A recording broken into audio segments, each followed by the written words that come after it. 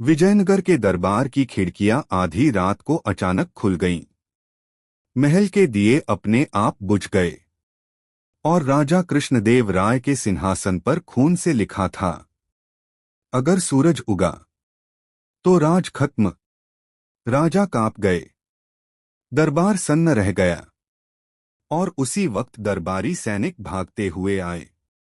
महाराज, शहर में हर व्यक्ति के दरवाजे पर ये निशान बना हुआ है। सबकी नजर सिर्फ एक आदमी पर गई, तेनालीराम। कहानी की शुरुआत। विजयनगर में पिछले 3 दिन से अजीब घटनाएं हो रही थीं। रात को लोगों की आवाजें गायब हो जाती। सुबह सब जिंदा मिलते, लेकिन याददाश्त बिना। कोई कुछ याद नहीं रख पा रहा था। न घर, न परिवार, न अपना नाम। और हर दरवाजे पर बना था एक ही निशान, खून से बना आधा चांद। राजा ने कांपती आवाज में पूछा, तेनालीराम, ये कौन है?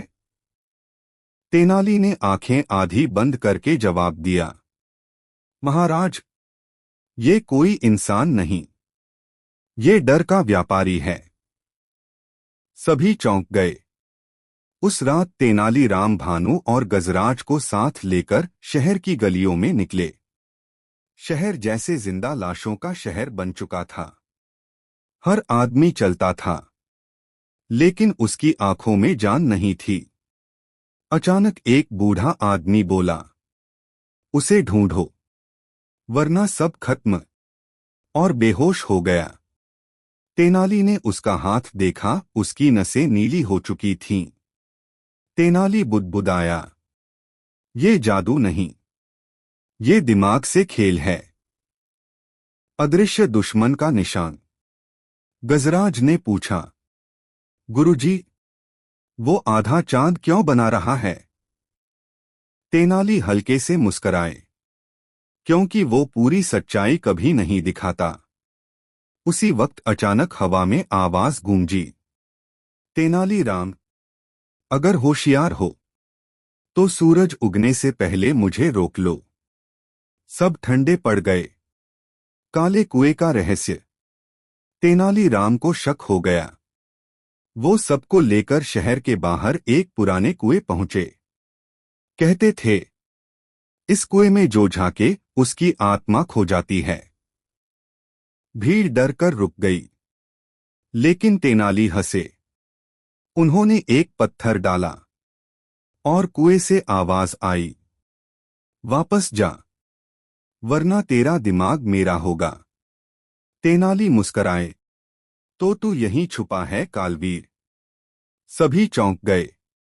खलनायक कालवीर। कुएं से एक परछाई निकली।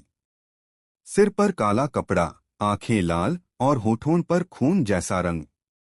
वो बोला, मैं लोगों के डर से जिंदा रहता हूं और आज पूरी विजयनगर मेरी गुलाम बनेगी।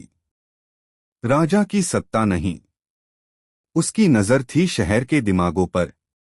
उसने एक जहरीली धूप बनाई थी, जिसकी खुशबू से लोगों की याददाश्त चली जाती। तेनाली की चाल।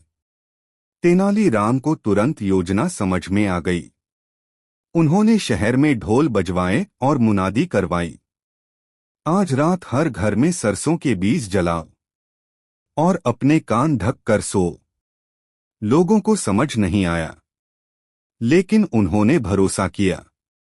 उसी समय उन्होंने देविका से एक सुगंध तैयार करवाई, जो कालवीर की धूप का असर खत्म कर दे। अंतिम और जबरदस्त सस्पेंस। रात के आखिरी पहर कालवीर फिर प्रकट हुआ। पूरा आसमान काला हो गया। सूरज का रास्ता रुक गया। लेकिन तभी शहर भर से सरसों की खुशबू उठने लगी।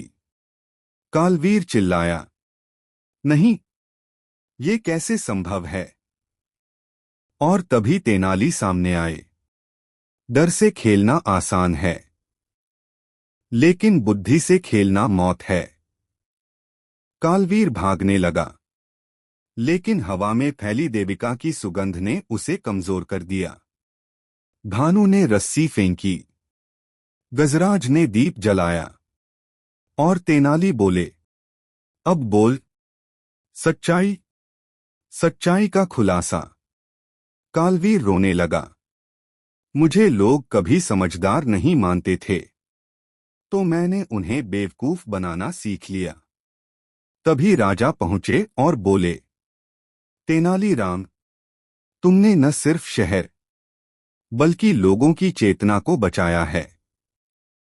एंडिंग वायरल पंच।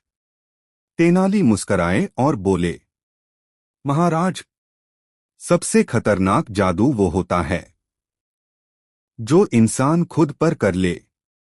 जब वो डर को सच मानने लगे, सारा दरबार सन्न रह गया और उसी दिन आधा चांद का निशान हमेशा के लिए मिटा दिया गया।